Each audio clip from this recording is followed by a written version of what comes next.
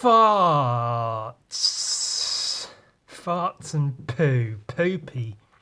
Poopy wet farts. Widdly wee. Wiggly woo wee wah.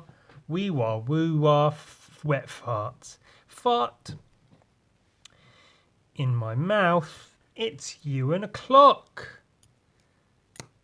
Suckle on the end of my penis.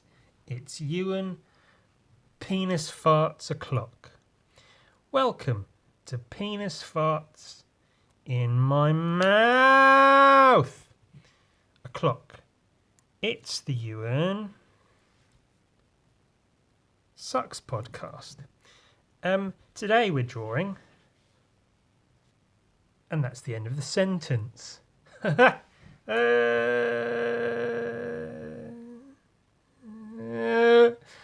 Well.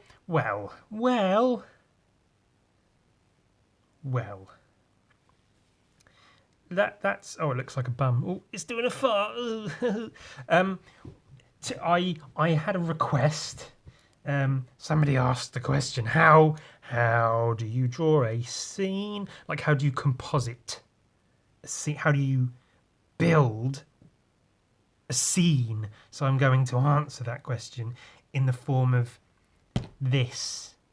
So I'll outline two primary ways that I sort of know of to construct a scene within the confines of a page.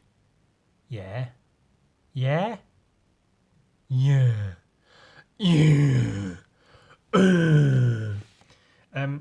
We'll see how it goes.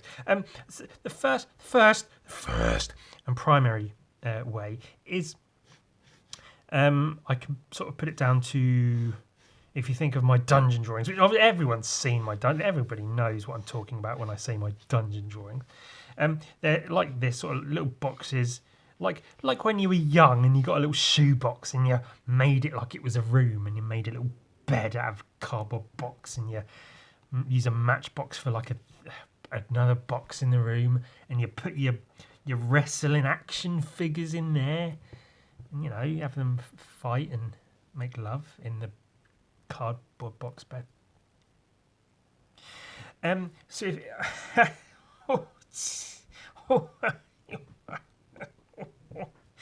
finger my anus.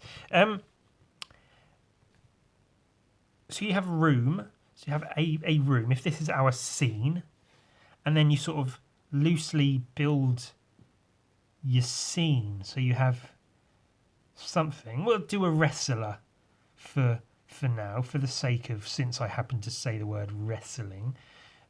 Head, shoulders, body and legs that end in toes. Obviously not necessarily a very well drawn wrestler, but a wrestler nonetheless. So that's, oh, now it just looks like it should be a wrestling ring, doesn't it?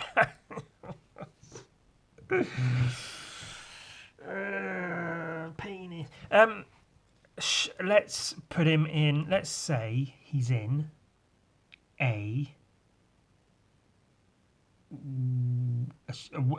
a shed, a work shed, a workroom, a workshop shed.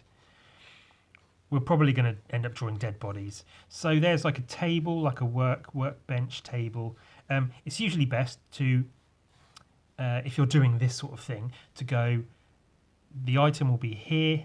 This is the floor space that the item will take up. Let's say there's a box in the corner that will take up this floor space, a door perhaps, another box that will take up this floor space, and then we'll go from there. Then we'll go from bloody there. Then you build up from there. So you go, this is box in corner. Let's say it's like a little wooden crate that's full of old spikes. There you go. It looks like it could even be a plant, doesn't it? This is a workbench. They traditionally have supports on the legs. So we'll put some of those there. Like a vice clamp on the edge of the thing that you can put wood in to saw, or body parts to saw. Let's put a saw on the table there. Sorry, saw. This could be like a little chest of drawers. Where is that coming from? Coming up to there. It's very never. I can't remember, tangents, I think they call them, where two lines sort of. If you have, say, this vice is here. This is the vice that I drew. It's very well rendered here. The edge of the table, and then you've got this chest of drawers. What you don't want is to have the edge of the chest of drawers here, and then, you know, have drawers in a dresser, because this line is now tangential to this line. So what you want to do is move it either here or here. So move it here, and then that's the top of the chest of drawers. And let's put a poster on the wall, and another poster on the wall. This is the corner. Let's put a round thing for some flavour. Put some bottles and things on the dresser. Probably a skull or something. Some papers. Obviously drawers, since it's a chest of drawers. 2 drawers in there. Handles. Papers and dirt on the floor. And such. Let's give a hammer. A hammer. And obviously this is a very static scene. There's nothing happening. It's just objects in a space. But it's all about constructing space, building around the objects rather than just piling them in. So, you know, you start with your room, your space, and you go, I want object. And you try to make it relatively visually appealing, yeah? And then you develop what each of the objects are, and you add bits and details. I don't know if I want him to be a wrestler. In my head, he's like Cactus Jack. Do you know the wrestler, Mick Foley? In his Cactus Jack guise. He's got like a flannel shirt on. He's not got big muscly arms. He's got fairly stocky arms. He does wear the wraps on his hands. So we can draw those. Quite high-waisted wrestling pantaloons. And snakeskin boot. Oh no, I think they're leopard print. Leopard print boots. Now, things like this, it's like just sort of about knowing how to draw things at certain perspectives, like the feet and stuff. So what you can do is literally, you know where you want his foot to be pointed, so you can literally draw the sole of the foot there, and then sort of outwardly go, okay, that's where that would be. Or you could just fucking know how to draw shit and then draw shit. You can put a few more objects in the background, but you don't want to busy it up too much, so maybe just things around him again. Or posters, maybe a little box or something. Some tin cans. This is literally just like a fucking nothing room. I don't know what's going on in here. Point is, though, it's a very basically constructed scene, as it were. Door handle. Little lock. Little bolt. Put a bolt. Where do bolts go? Above the or below the? Let's just stick one here. Little bolty bolt.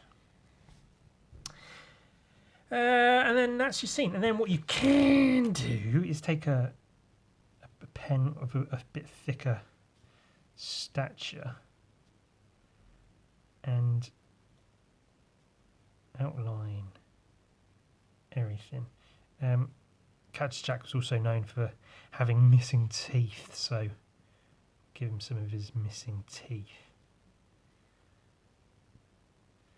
Oh, Mick Foley, Cactus Jack, whatever, Mankind. He had several guises that he wrestled under. I don't want to diminish any of them. Yeah, and that's, I mean, now this is just going to be me redrawing everything you've just watched me draw, so that's not fun, is it? I'll see if I can burp and ruin everything. No, just quickly, yeah, outline the outlines. Doodly doo, a deedly dee, a doodly doodly da. Hammer, very well drawn hammer, more of a mallet really, because I can't be fucked to draw a proper accurate hammer. Saw, table, / workbench / fucking whatever. And then it's all about just drawing geometric shapes and, you know, fucking whatever. And it gets into like a personal taste sort of thing of like, because you can draw a table and make it the lines correct and make everything proportional and the perspective correct and whatever. Alternatively, you can go, I just want a fucking table and I'm going to draw it like this. And that's perfectly valid. As long as you make it work, if everything is that kind of style, then it fits. But if just one or two things in the room are like that, then it looks wrong. It looks like you don't know how to draw. So be careful. As I've said before, don't try and force a style or anything, but just draw how you're comfortable drawing. Don't worry about if it's all in perspective or whatever. Unless that's what you're going for. If you're looking specifically for everything to be in perspective or whatever, then worry about it. But otherwise, don't worry about it. Or do worry about it. Either don't worry about it or do worry about it. And then we'll all drink lemonade. The end. Little shadows under the drawers just to make them look a little bit sticky outy. Throw some shadows. And what I tend to do with these like dungeon drawings or whatever is, I think I've said before, stick all the shadow on one side. So it gives everything, it's easier to pull out the form of everything, to show off the 3 dimensions that everything has. So everything is in shadow on one particular side. And then you fucking whatever, you get it. Again, I'm not again, but just I am not paying much attention to line weight and such, because this is just one fine line marker pen, so everything's going to kind of blend into everything else, but you know that, so you can do it better on your own, I suppose. Yeah, box. I mean, I don't need to draw the whole fucking thing, do I? You get the idea. And that's a way of building a scene.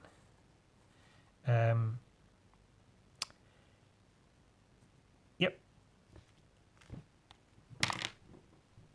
And then you get scene. Again, very static. So it might be that you want, I don't know, 2 people fucking. So then you start with a room. And then you have person 1 here, and then person 2 here,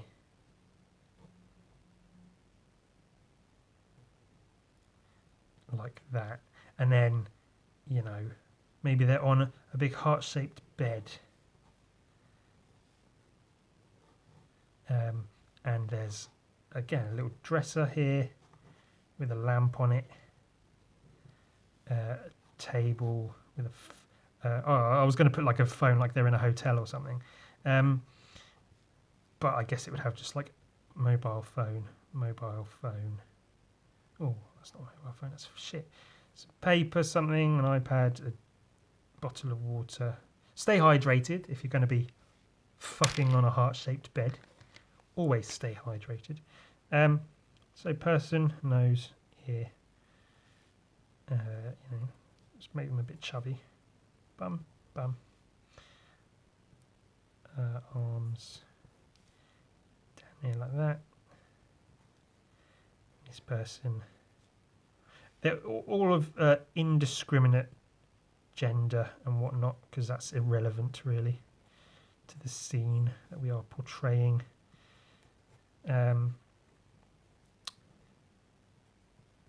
Feet and such. Yeah, that's wetness. They're on a heart. It doesn't really look like they're on a heart bed. They are just on a heart rather. But you get the idea, don't you? And you build around is the point. So that's, if there's a wall here. Oh, this might even be off camera. Sorry if you couldn't actually see any of that. My apologies. I might have ruined my whole thing. Maybe a door here. They're in a tiny little motel room. There's some closet space here.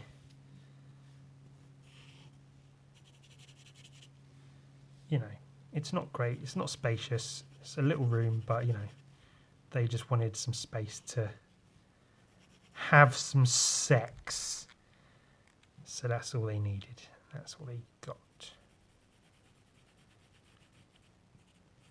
Some lovely, lovely, sexy sex in a scene, and that's a scene. The other way, which I almost did there, is to draw the thing. So that's one way, is to build the scene and then fill it with things. So draw what the scene is and then fill it with stuff in the scene. The other way, which I kind of spoilt by doing that one, is to draw the thing happening in the scene and then build around it. So if we've got, for instance, Bart Simpson, yeah, a little short, fat Bart Simpson-y Simpson, and he has just murdered Millhouse. Let's say he's got gun and he's just murdered Millhouse. Is dead on the floor. This is Millhouse's body on the floor, dead. Then that's basically the scene. You've got him and him. Again, try to sort of make it relatively, visually appealing in terms of its construction. And then, it's a murder scene, so make it a bit haphazard. Angles sort of all over the place. Let's make it an alleyway. So this is at the edge of a building. There's a road here. The edge of another building. I don't know. Trash cans and boxes, bags of garbage. A rat. And paper. There's always paper everywhere. Loose papers. Draw loose papers on the floor of everything just to fill it up. That's a trick I use if I'm drawing any scene. If it's like a relatively modern scene where papers would be around, just stick papers everywhere. Little coins, cigarette butts, just stuff on the floor just to fill up the scene. And then you've built your scene. So that's your scene. If you stick a border on it, that's like you've got your scene. So let's a slightly thicker pen, a very dark Bart Simpson.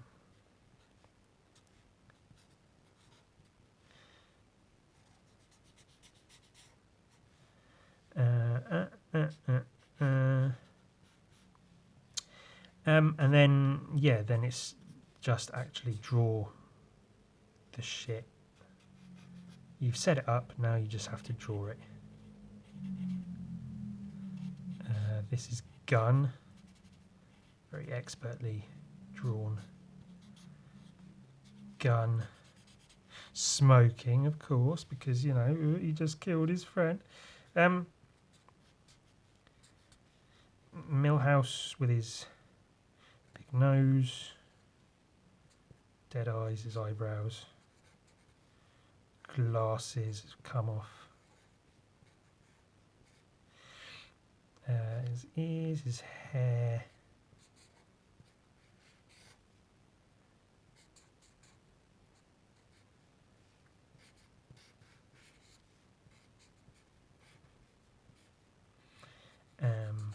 and the rest of it. Feet. Pool of blood. Let's give him a nice pool of bloody blood.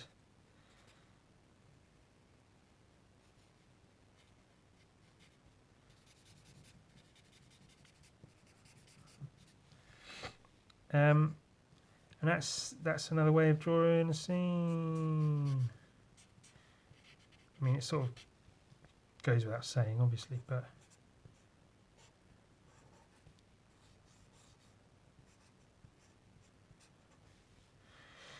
and then you fill it up with garbage. Obviously, if you were doing it properly, you'd take more time and you'd make it look good. Whatever. And that's the road across the way, the pavement across the way, building on the other side of the road, people walking by. See, look at him walk with his hands and shit. Oh, he doesn't know that Millhouse is dead. No, oh no, Millhouse is dead. No, what's going to happen? Obviously, you can put in lighting effects and stuff, but the point is, I'm showing you how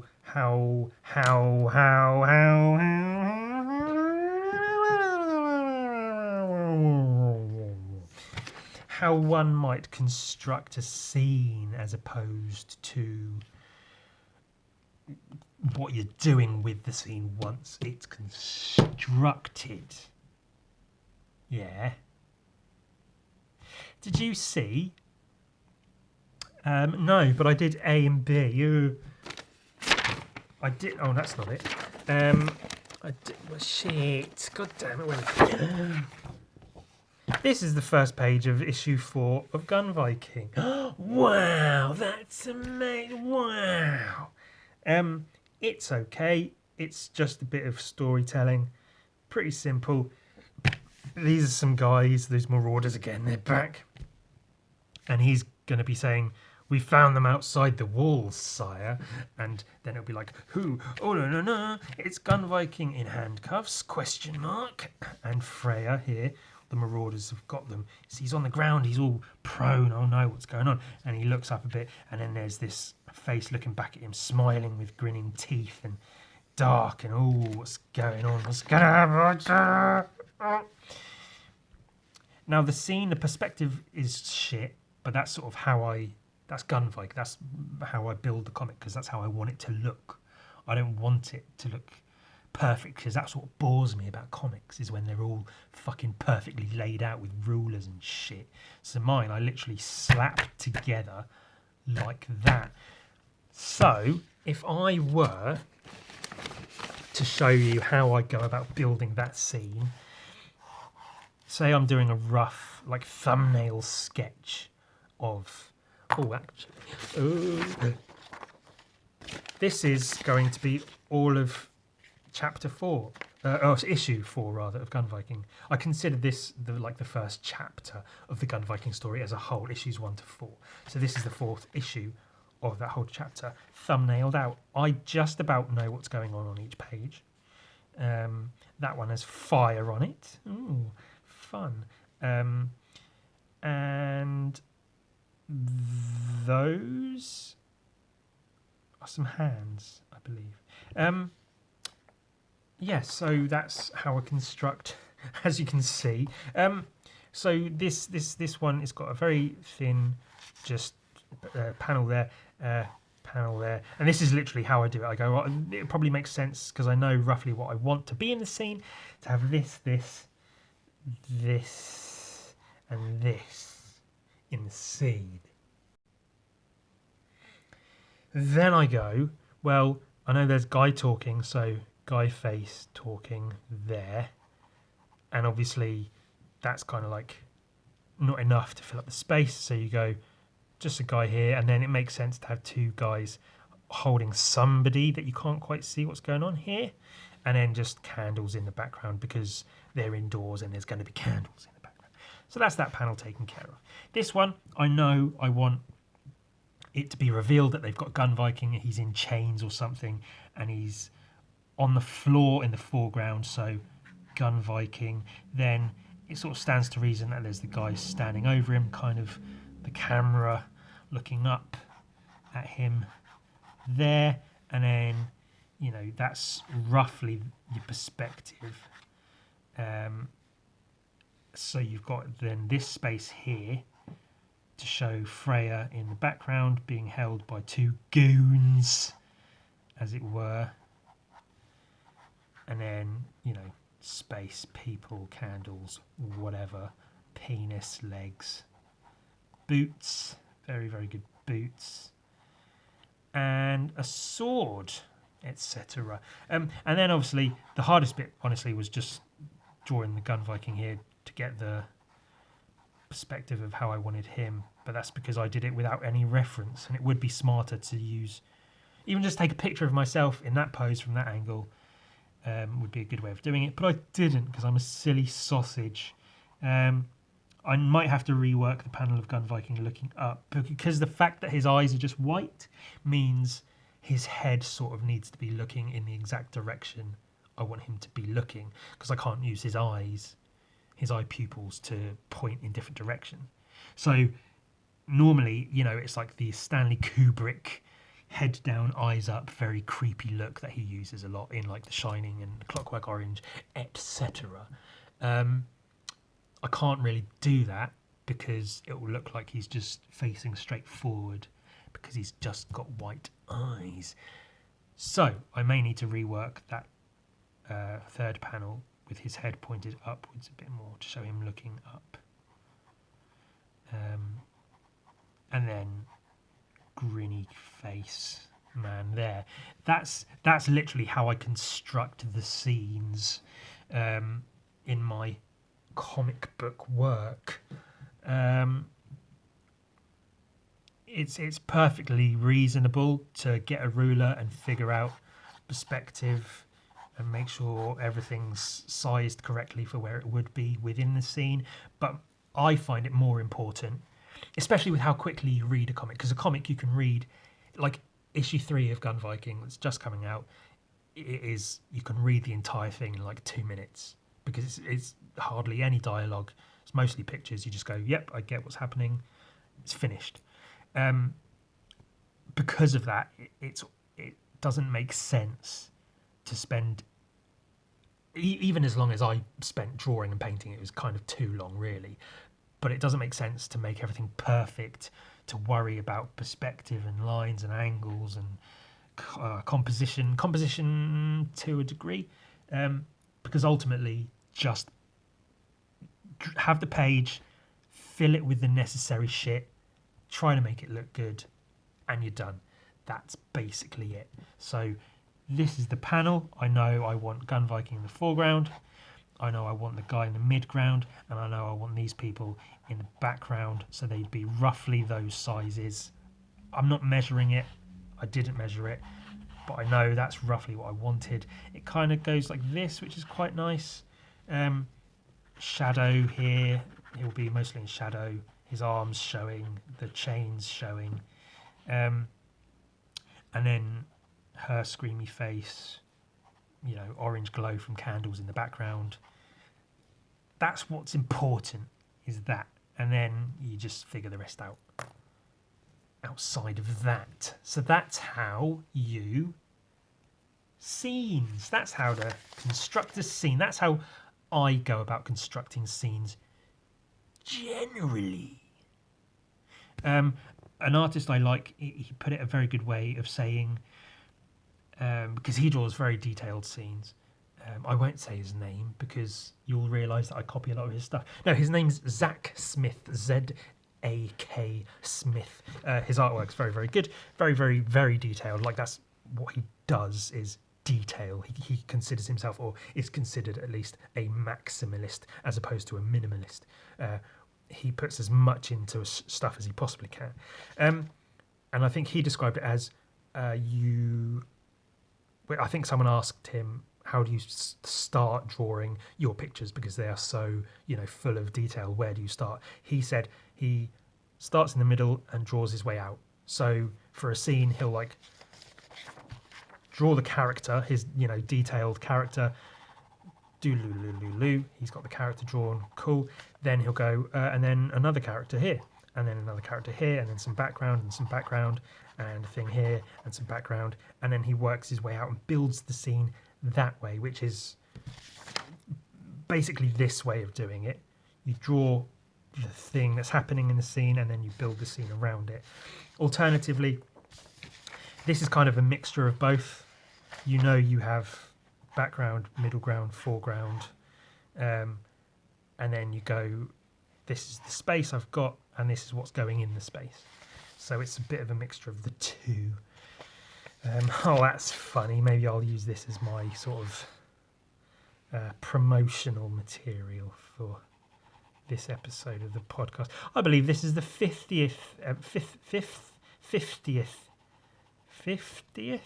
Is that how it said? 50th episode of the podcast.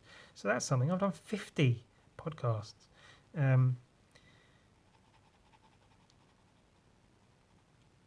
People seem to pretty much enjoy them, so I guess I'll keep doing it for now. See how it goes. I mean, I'd never expected it to be to ever like become a huge, you know, famous, popular podcast. But honestly, it still get a lot less views than I'd kind of hoped. By 50th episode, it's getting a few hundred views, you know, each week, which is cool. I'm glad for that. There's a few hundred people still that watch my podcast, which is like, I think my school had a few hundred people in it, so that's like a school full of people that watch my videos. So that's, you know, great. I cannot complain about that. But you know, like anything you do, you want it to grow, because otherwise it just feels like you're stagnating. You want it to grow, you want it to be bigger and better. With Gun Viking, I want it to grow, I want it to be bigger and better. And, you know, otherwise, if you just keep doing the same shit again and again, it stays static. It just feels like you're wasting away, doesn't it? And that's poo-pos. We don't want that. So now it's the part of the show. What's Ewan been working on besides this right here? This was sent to me. It was a little handmade notebook thing, hand-stitched and everything, by a dear friend I went to university with, a lady friend. It may even have been the girl I'd gone to see that I almost got mugged when I came back from seeing. But yeah, different kinds of papers, graph paper, lined paper, some... Is that like the inside of an envelope or something? Yeah, literally, that's the inside of it. That's pretty cool. So I might fill that with drawings, scan it in, put a PDF online, and then sell the book. Who knows? But if I do that, I want to have like a theme. So I'll come up with a theme for that. I'll count the pages, see what I've got to work with, come up with a theme. Or maybe I'll put it on Patreon. I'll for a vote, I'll say pick a theme for me to fill this with. Problem is with that, I find if I'm to do like 2 options, say, it will be almost completely 50-50. If I do more options, then it's like, there's too much shit. If I say just any suggestion, tell me, then you get people trying to be funny or trying to be too intelligent, and they just give kind of irritating, poor responses. So it's like once in a while there might be a response, and you know, that's me being a dick. But because if I say give me a theme for drawings, I've probably got at least a rough idea in mind that I've not communicated, and then when people give me suggestions, they're very much not in line with what I might have in mind. So I get irritated that people haven't read my mind. So maybe I should put it out there. You know, what shall I draw in here based on, I don't know, comics or bodies? Maybe I could do another set of fan art, like character drawings or something. I don't know, whatever. I've been working in my sketchbook quite a bit though lately.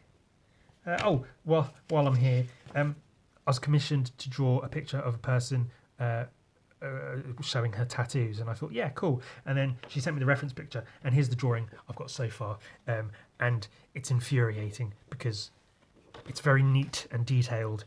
If it was just like some tattoos of like some dogs, I'd be like, yeah, cool, draw some dogs.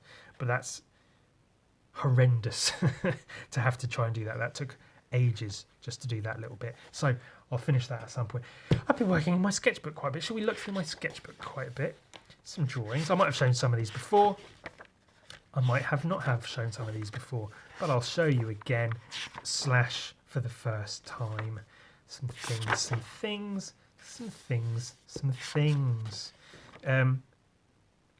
That was a duck. That was for my draw this in your style. Oh, he's got his penis sticking out there. Play me. Oh, my penis. Oh. That was rough sketches for my Ultraman thing. I think I already spoke about that at length, so I won't bother anymore. Kind of neat. Zach Ridley. I might try to get some of that done. Octopuses from Animal Crossing. Well, I've not been playing it. I don't have a Switch. I can't get hold of one, but I like the characters. So, excuse me. That's from the other one, the last episode. I just sort of filled in the shit. Shredder and Mum-Ra from cartoons. That's a thing. Those are some drawings too. That's for a commission, some rough ideas for a commission. Plague masks, plague doctors. Those were for that what's it, Ultraman painting. I cut out a couple of stencils to get the sizes of the monsters that I wanted to draw on the piece, and then I used those stencils to spray on here, and then I'll draw in some details just to make it look cool as a little bit of thing to do. That's some scenes from the story Blood Sun, which I had mentioned in a previous outing. I believe last week's podcast it was actually. And I'm going backwards. What a fucking idiot. Some nudes. Some more scenes. That was rough sketches for a postcard. They wanted it to be Doom themed, so Doom guy. Titty skull just went up on Instagram.